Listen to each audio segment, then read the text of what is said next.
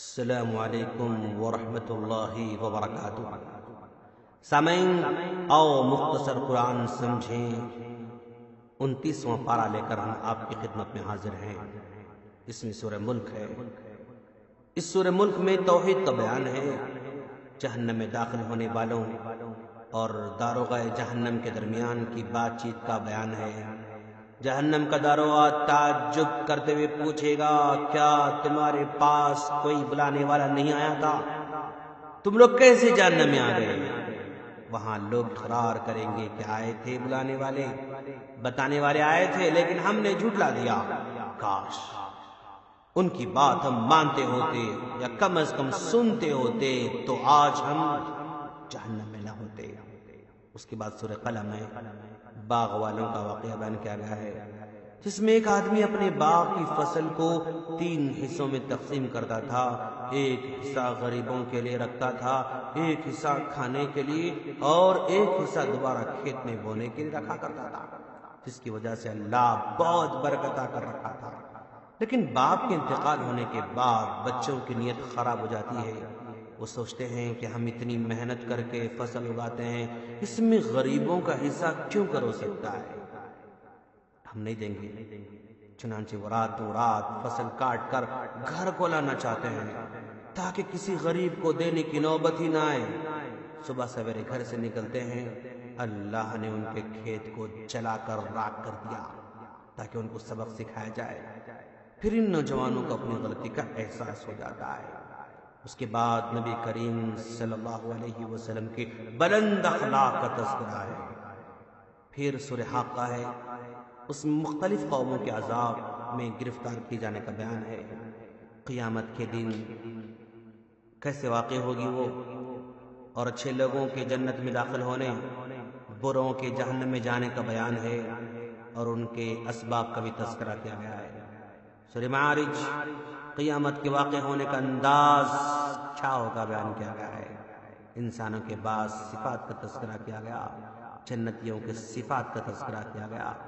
پھر سورہ نوح علیہ السلام کے طویل تبلیغ اور ان کے طریقے دعوت کا بیان، استغفار کے فوائد کہ اس کی وجہ سے بارش ہوگی، مال میں اضافہ ہوگا، اولاد ملے گی، باغات ملیں گے، نہریں حاصل ہوں گی۔ پھر اس کے بعد ود، سوا، یغوث، یعوق، نصر، ان بتوں کا بیان ہے جو نوح علیہ السلام کی قوم کے نیک لوگ تھے، لیکن جب یہ انتقال کر گئے تو قوم نے انہی کی پوجا شروع کر دی۔ پھر سورہ جن آتا ہے، نبی کریم صلی اللہ علیہ وسلم وادی نخلا میں گئے، نماز میں قرآن مجید کی تلاوت کر رہے تھے۔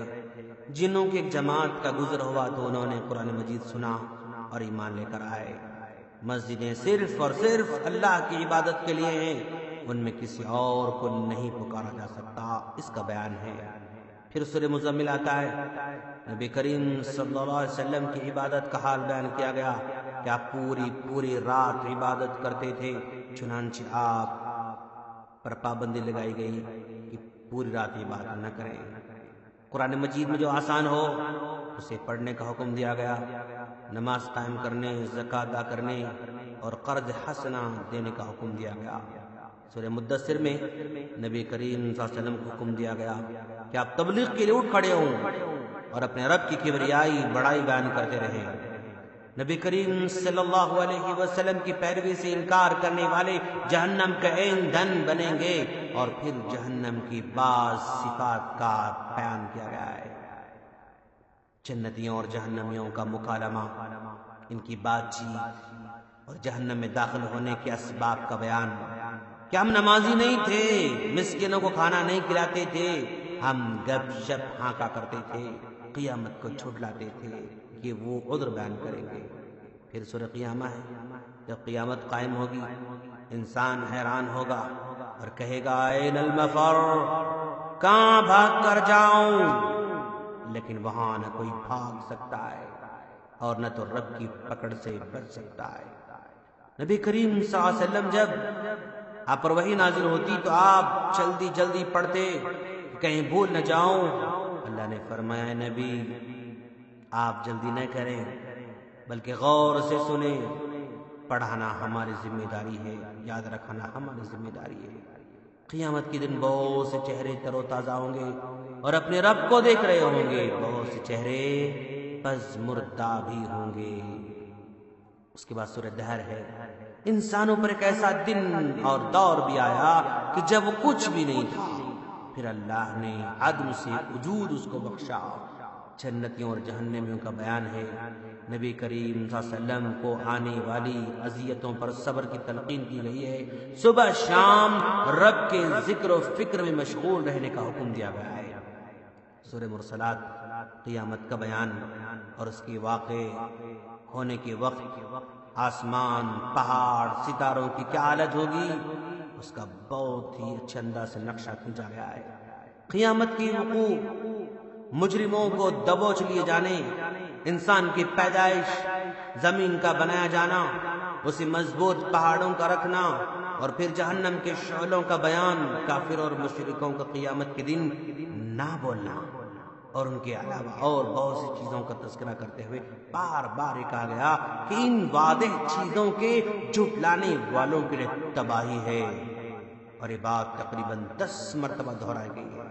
اور آخر میں کہا گیا کہ اگر تم ان باتوں پر ایمان نہیں رکھتے تو کس بات پر ایمان لے کر آؤ گے؟ اس طرح یہ سورت ختم، اس طرح یہ پارہ ختم ہو جاتا ہے۔ ہم اللہ سے دعا کرتے ہیں کہ اللہ تعالی ہم تمام کو قرآن مجید کو سمجھ کر عمل کی توفیق عطا فرمائے، آمین۔ السلام علیکم ورحمۃ اللہ وبرکاتہ۔